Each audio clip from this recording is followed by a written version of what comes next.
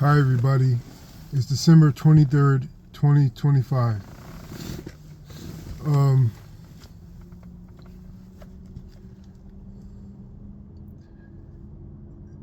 Moods are actually a real thing, and I think we all know that. But having control over your moods is what could what could be a fun practice is to control your moods and even change your moods. And in the past, moods used to just run over me, like they would control how I interacted with people during those moods. They would control what I did, what I chose to do. They would control my decisions while I was in moods. But as I grew older, uh, I realized that the only way to change my mood, or the beginning of the only way to change my mood, was to be patient. Because as we all know, the saying, this too shall pass. And that's basically the case with moods. If you want to change your mood, the best trick is to accept it and be patient and wait till something grabs your attention to where you could abscond from a negative mood, and then maybe kind of sort of convince yourself to take on a more positive mood. And controlling your moods isn't only about feeling good or bad. Sometimes we want to be motivated when we're not motivated. So again, the best trick is to be patient and wait for something to lift you out of that mood and get you into a more action-oriented character setup so you could tackle the day.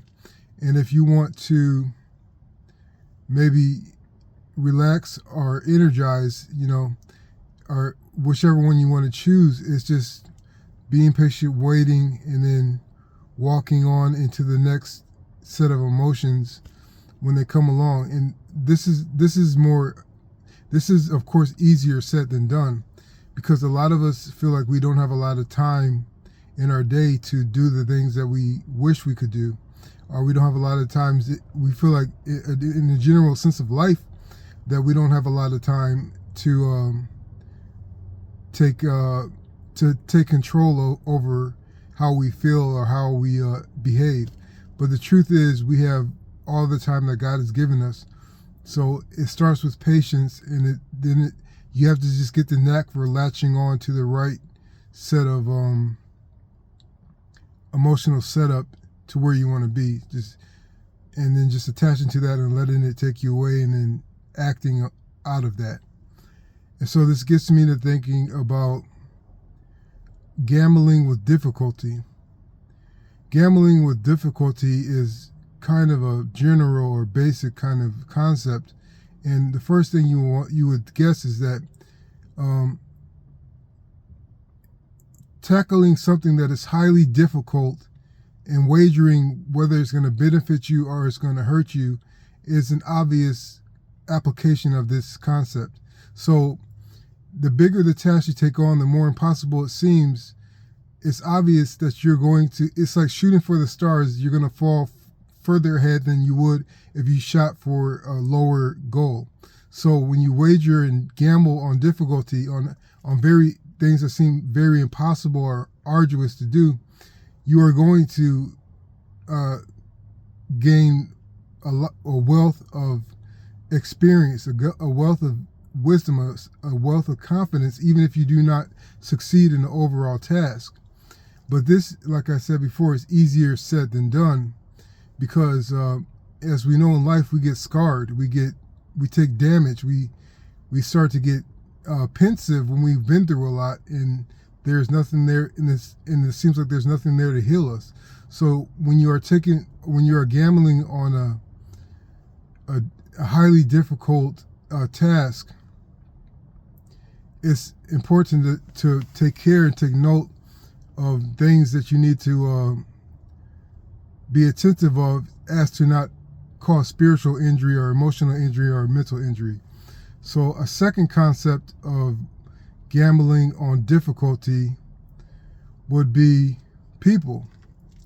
People are volatile, and they can change moods, and they can change directions, and they can influence you, and they could hurt you. And so when you gamble on difficulty in terms of a difficult person, this should be taken with more care, because the most meek and kindest people that you spend your energy on could be the most taxing because they're so close and dear to your heart. And they're so close and dear to your heart, and you look at them as precious. They can have an iron grasp around your heart. And if you are not careful, they're going to tax you at every turn because you're trying to care for them so perfectly because they're so precious to you. And so you gamble on the difficulty of that relationship and of that caretaking, of that devotion to that person. And so, like as in tackling highly difficult situations, taking on a highly difficult relationship with a person is going to have its rewards. You're going to feel deep love, but you're also going to feel deep hurt if you're not careful, if you don't have understanding, if you don't have emotional maturity. So gambling with difficulty in terms of relationships should be taken a little bit more patiently and wisely with other people as opposed to yourself, because with yourself you have more information and more confidence in, because you are your own person. You can feel what you're feeling and you know what you're thinking. And so lastly, I guess concept of gambling with difficulty is chasing the dragon of your dreams. Some of us have dreams that they might not be too outlandish. They may be normal dreams. They may be high achieving dreams, but they may be normal. They may not be astronomical. And if they are astronomical, it's the same. We have dreams that we chase, and if we wager our time, our remaining years of our time on our dreams that are highly difficult or difficult enough to waste time, you are basically risking your life. You're risking the rest of your life. And with this gambling on difficulty, I would say if you go through with this path truly and honestly, even if you don't become a millionaire or a rock star or a highly paid actor or actress, even if you don't reach that by the end of your life, the journey there and the journey and experiences you had with your craft and your passion are going to be priceless. And on your deathbed, if you took the right action, if you committed, if you gave it all you had on your deathbed, you will feel no regret in that regard. You will know that you have lived. You will know that you had faith and you would try. And as I alluded to before, God will put a deus ex machina into your awareness and into your life, where everything makes sense. It comes together and it's tied up neatly at the end of life on this plane. And that's what I believe.